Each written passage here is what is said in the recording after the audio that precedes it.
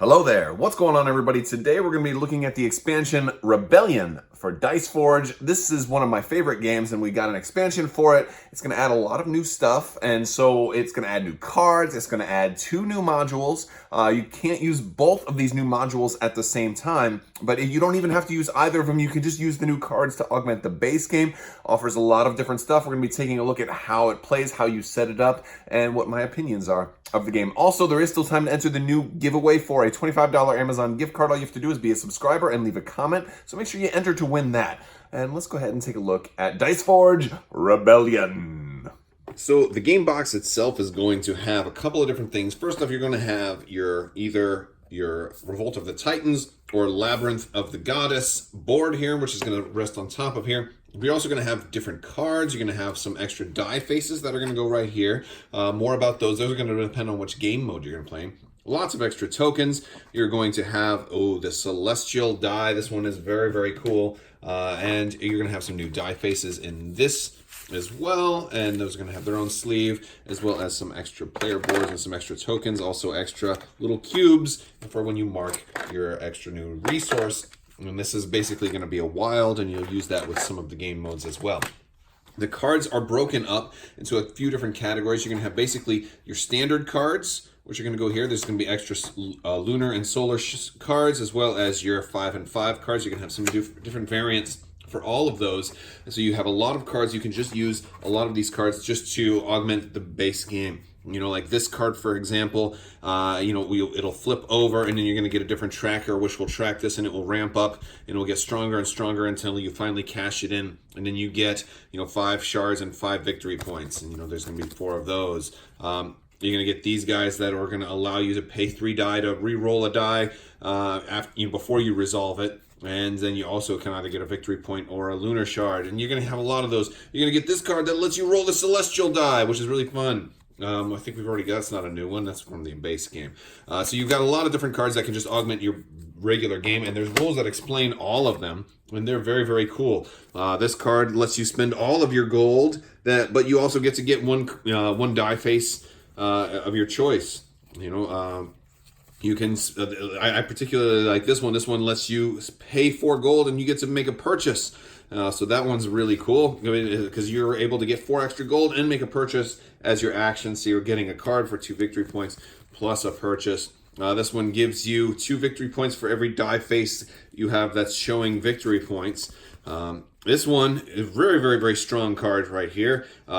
Is letting you take a full extra turn, and you're the only person that gets to roll their dice during that turn. This one is going to give you 2 victory points for every card you have that is different, every unique type of cards you've got. So lots of different cards that are all going to do different things. But in addition to those cards, you're also going to get special cards that are going to go according to the module. If you notice, these are going to be brown, and these are going to be blue, and they're going to look very, very differently according to whichever game mode you're going to play. Now, it is important to know that if you're playing with one of the modules, whether it's the Labyrinth or the Titans module, you are going to have to use all of the cards that go along with that module. So let's take a look at how to set it up. So normally when you're getting ready to play Dice Forge, before you assign your cards to the islands, you're going to have your game box over here. You're going to insert the expansion box in between these two. And that's going to be important because you're actually going to be using this expansion box a lot depending on which module you are using, because whether you're using the Labyrinth or the Titans board, you're going to be accessing these a whole lot. And depending on which module you use, you're going to have different tokens on here that you'll be moving around. And you're going to be basically touching this part a whole lot. But it's going to basically be set up like so, and then you'll be able to assign your cards. If you're using these cards, you're going to have to use all of the cards that go with whichever module. So we're going to talk about those modules one at a time. So the first one I want to talk about is going to be the Labyrinth of the Goddess. So the Labyrinth of the Goddess expansion is going to have you traverse this labyrinth, which is basically like a little maze. And you'll be moving your individual piece, and everybody will get these little golem pieces. And so if I was the green player, I would be able to move my piece this way. And basically you have to move in the direction of the arrows from piece to piece. And there's going to be every different spot you stop at, you're going to basically resolve some type of bonus effect. So it's definitely a benefit to be moving through this maze. Once you make it towards the end of the maze, you'll have to go straight. And once you stop in the last spot, you're going to get 15 victory points, and then you can no longer move in the maze. You've completed the maze.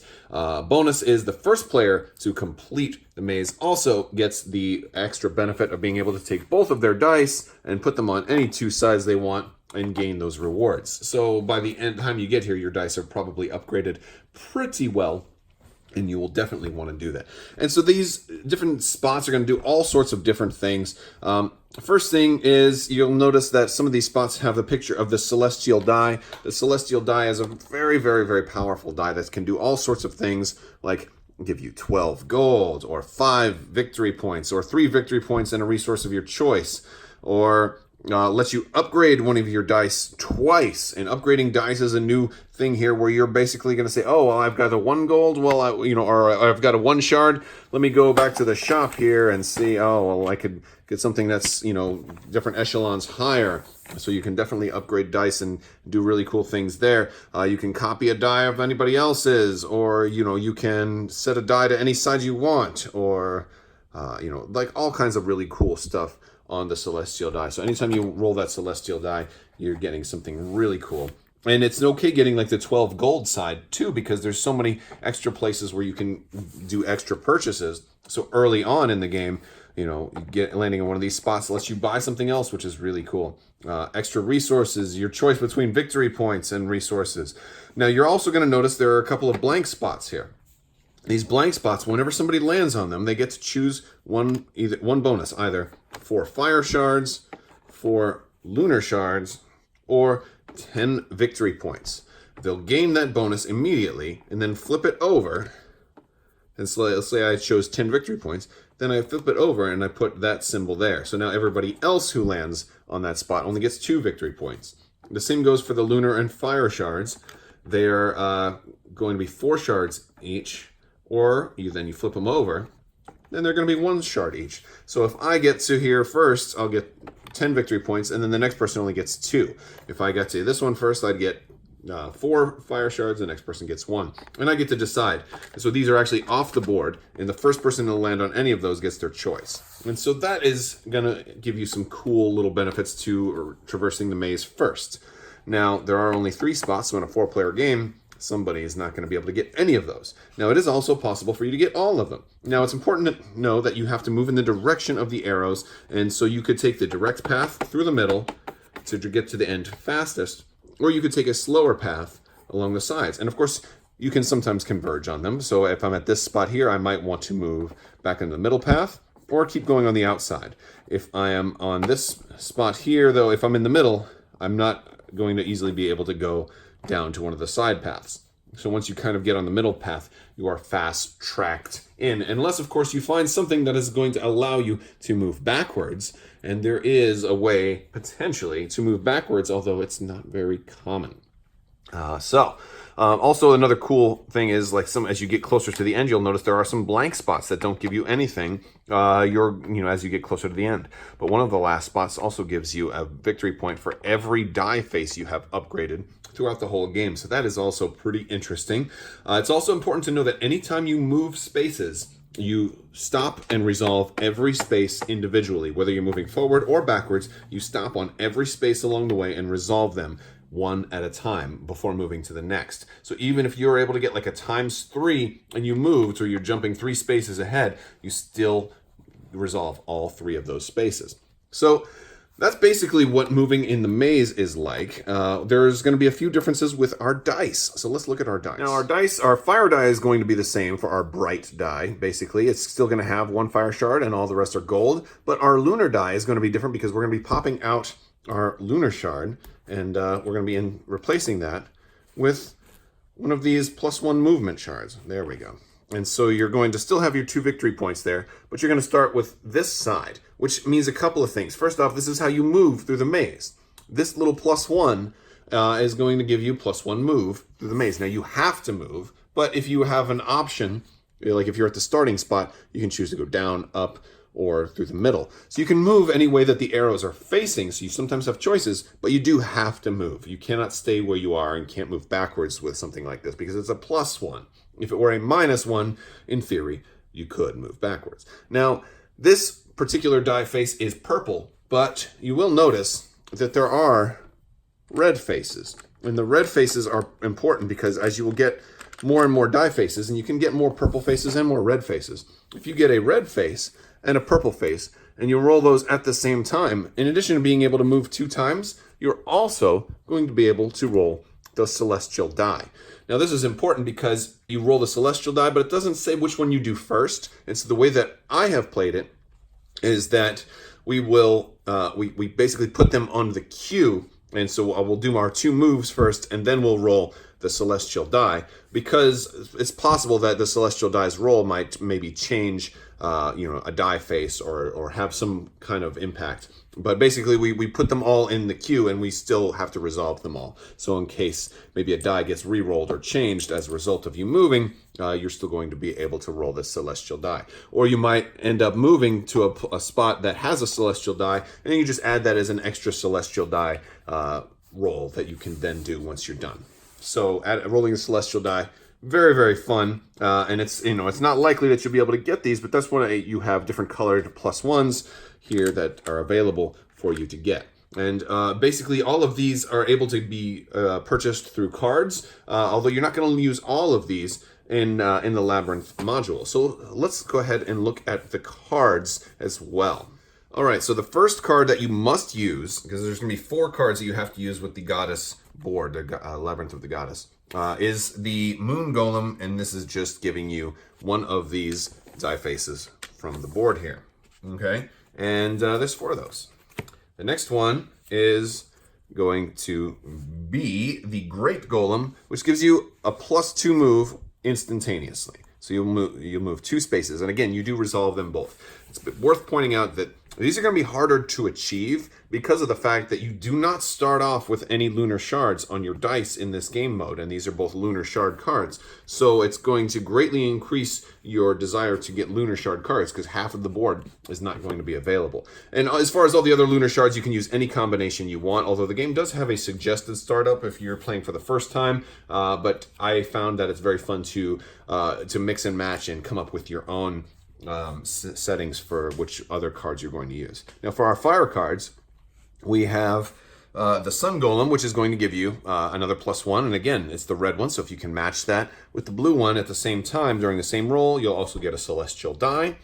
And then we have the Time Golem, which is the only way that you can move backwards, and this one is really interesting because he's going to move you straight backwards 2 times. Now, when you move backwards, this is worth talking about because it's interesting. You will also go over those same spots again. So it's really cool if you happen to find yourself at a spot where, like, oh, maybe I'm here and I just got, a celestial die roll. I want to move backwards. So I'll move back here. I'll convert my lunar shards into victory points. And then I'll go back to here, and then I'll roll the celestial die 2 more times. And then on subsequent turns, when I move forward, I'll still keep going. So you can potentially go back and forward and just keep reaping rewards over and over again. It's also worth pointing out that if you're going backwards, you can go against the direction of the arrows, which means I can potentially move up onto the side rolls. Maybe I've fast-tracked my way to the middle, and now I'm going to move backwards. I can go boom, boom. I can go back against the direction of the arrows and take a different route if I want, which is also another way that you can potentially get some of these other one-time bonuses. So maybe I got 10 victory points and I went through the middle, and now I'm going to go back, boom, boom. Well, I stopped here, and now I got 4 lunar shards. Now it's only worth 1 lunar shard. Then I go back again, 1, 2, and I go back again, 1, 2, and then I end up coming through this way and doing that. Of course, now there's only 4 of those cards, so you can only go back a few times. Now, once you get to the very end, whoever can get there will get 15 victory points. The first person gets to set both of their dice to any face they want. But then once you reach the end, you're no longer able to traverse the maze. So any of these type of rolls you get are going to be completely wasted. So ideally, you want to, if you're going to arrive here at all, you want it to be on the very last turn of the game. That's kind of the basic strategy.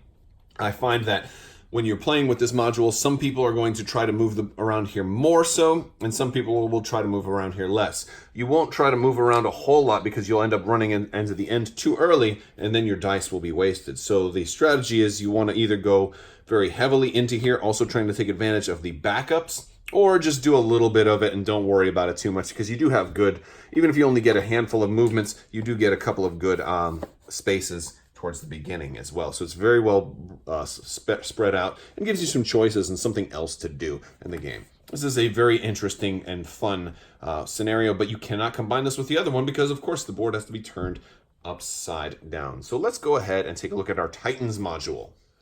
Revolt of the Titans is the other module for this game, and this one is a little more straightforward in that there's only two sides of the board. You're either going to be moving left or right, or possibly a little bit of both. It also introduces the Ancient Shard, which is an extra little rider you're going to put at the bottom of your board, and it's another resource for you to track. Now, Ancient Shards have a cap of 6, and they are wild. You can use those as either a fire shard or a lunar shard.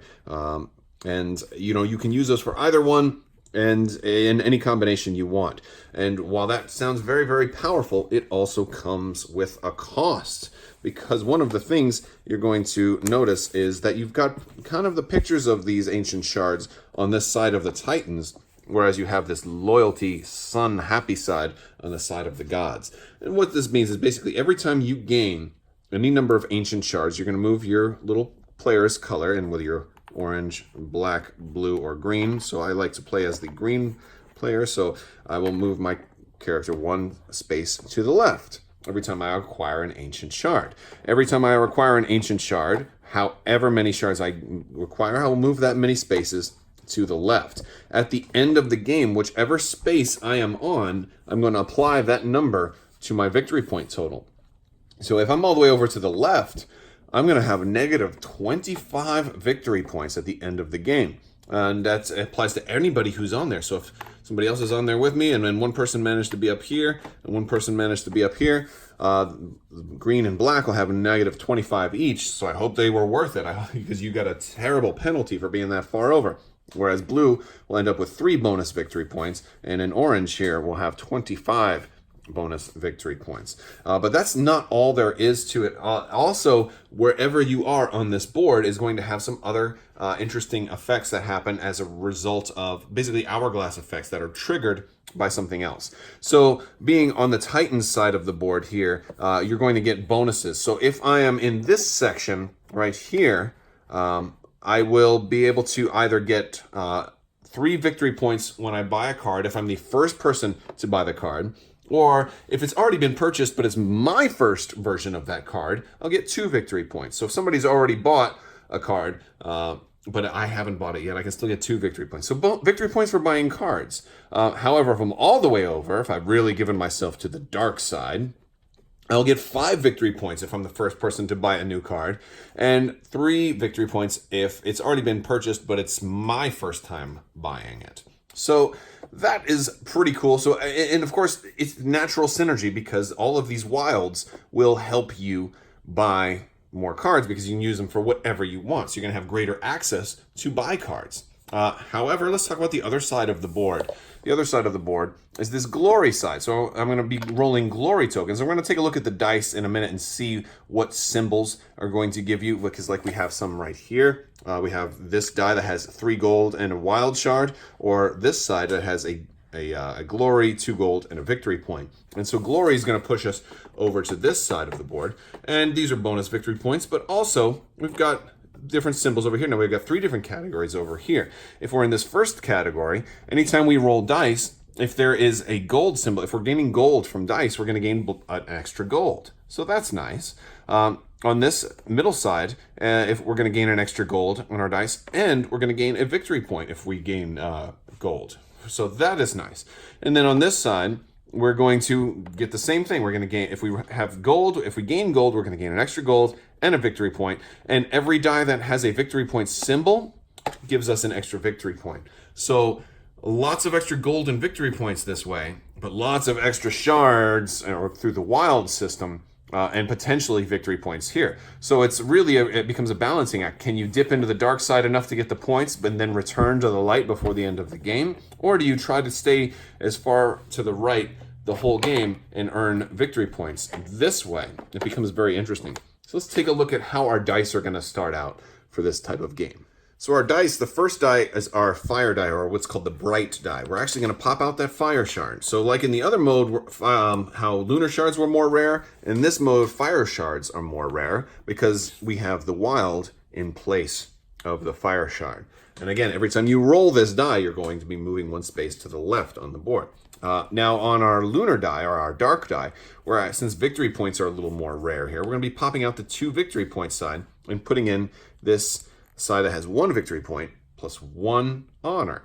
Now, depending on which way you're going, both of these are going to offset each other. So every time you roll this, if you roll this, it will also push you back the other way, which is, kind of you have a little bit of both. So that's going to influence how you want to upgrade these, these dice, because, you can either just keep getting golds, which will benefit you on the right-hand side of the board, or you can be getting more wilds, which will benefit just about everybody because you can buy whatever you want with those, whether it's lunar or solar, or moon or sun, or night and day, or fire and ice, or however you want to. I go back and forth on what I call these shards because one looks like it's moon, one looks like it's fire, and that's not. Yeah. So let's take a look at the cards that we must use when we're using the Titans module. All right, first up is the memory. Now there are 4 different types of this. It doesn't really matter which one is which, but they have different colored symbols. And when you buy the memory, you're going to get 2 symbols.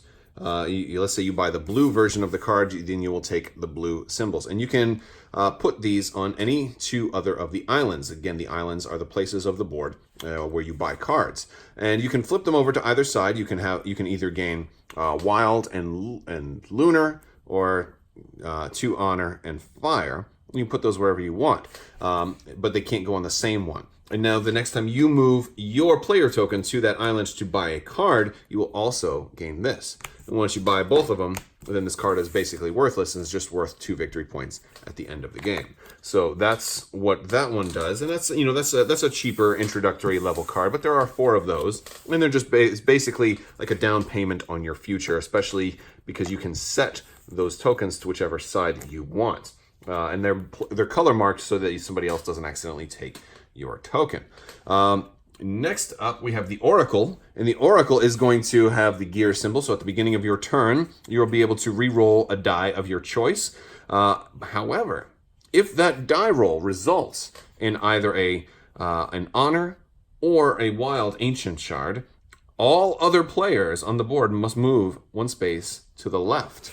And again, since the left is towards evil, you can really screw over players who are all the way at the top of the track and have to move to the left. By the way, there are blue lines on this board. Normally you just go zigzag, up, down, up, down, up, down, up, down. But when there's a blue line, and if the arrow is pointing in that way, you must follow the blue line, which means if I'm here at 17, I'm going to follow this way.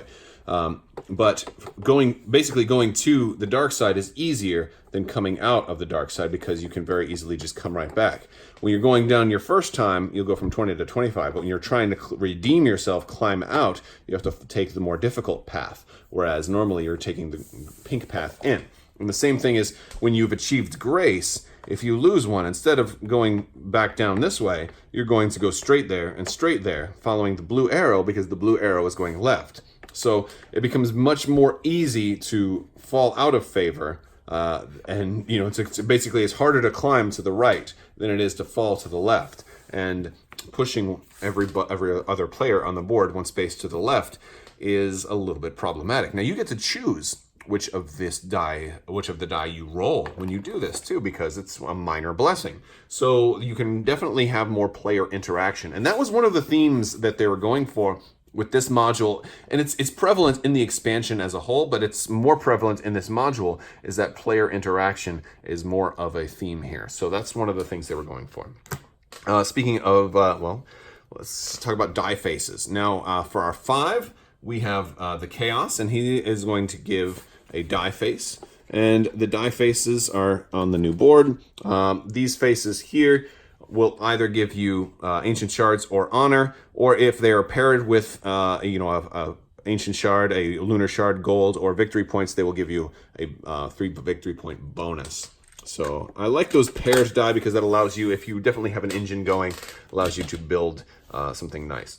Now we also have the Dogged, which just gives you one of the new die faces, whether it's you're focusing more on honor or on ancient shards. Very good. The number our 2 cost is the Guardian, and he's just one of those beginning of turn abilities. You can get an ancient shard or an honor of your choice. Pretty straightforward. Now this one is another player interaction card, and this is the Mirror of Misfortune. This one is really nasty because what this does is it puts you choose one of the die colors of your choice, and you give that to another player. They have to put it on one of their dice, and they cannot ever reforge it. And anytime they roll this dice, then you actually get the benefit instead of them. So nasty way to come over and try to screw somebody else, because you will get their dice benefits, they will not, and they cannot reforge it. So a lot more player interaction in this side of the board. So yeah, that is the Revolt of the Titans module. It's definitely a little more cutthroat, a little bit more player interaction, and so I feel like there's some definite differences with this particular module. So all in all, Dice Forge Rebellion adds a lot of new options for the game, giving you 3 basic different ways to play. You can simply add the new cards to the basic game and play it with the same general formula you've always been using, with just some new mechanics from the new cards. You can try one of the 2 other modules as well, and you can mix and match and incorporate all of the cards you're going to use. The only restriction being whichever module you use has some specific cards that must be played. But outside of that, you still have a lot of flexibility. Overall, I think I like the Labyrinth of the Goddess mode a little bit more because of the fact that it gives you more options and it feels a little more fun, whereas the Titans mode feels a little more cutthroat. And while that's fine, it's not necessarily my preferred way to play Dice Forge. Dice Forge is more of a family-friendly game for me rather than a cutthroat game. But if you're looking for a little bit more cutthroat mechanics to this game, that is definitely a good module to play. So it's got different modules. So like maybe if you're going to play with your buddies, you want this module. If you want to play with your kids, you want this module. It's a little bit nicer. So I like the variety, and it's actually very fitting how it's like light side and dark side as well. I also like the fact that all the new cards give you a lot more customizability. Having played Dice Forge many times, a lot of times I've stuck with the basic game because I find myself teaching new people a lot, and now having branched out and started to diversify cards a little bit, and let's try this setup, let's try this setup, let's play that one again, it's become a lot more interesting. With all the extra capabilities that these new cards give you, and just kind of increases the engine's difference and makes it a lot more of a flushed out game. All in all, I don't think this is a necessary expansion. I don't think it's needed to enjoy the game, but I think what it gives the game is a new bit of flavor that becomes a lot more fun. So I think it definitely adds something different. I don't know if I would necessarily want to play one of these modules all the time, but I do like them to change things up. So that is Dice Forge Rebellion. Let me know what you think down in the comments below. If you like this video, go ahead and give it a thumbs up. Feel free to subscribe. You can also check out Crabbok.com and hop in my Discord and say hi as well. I want to thank you all so much for watching, and as always, have a great day.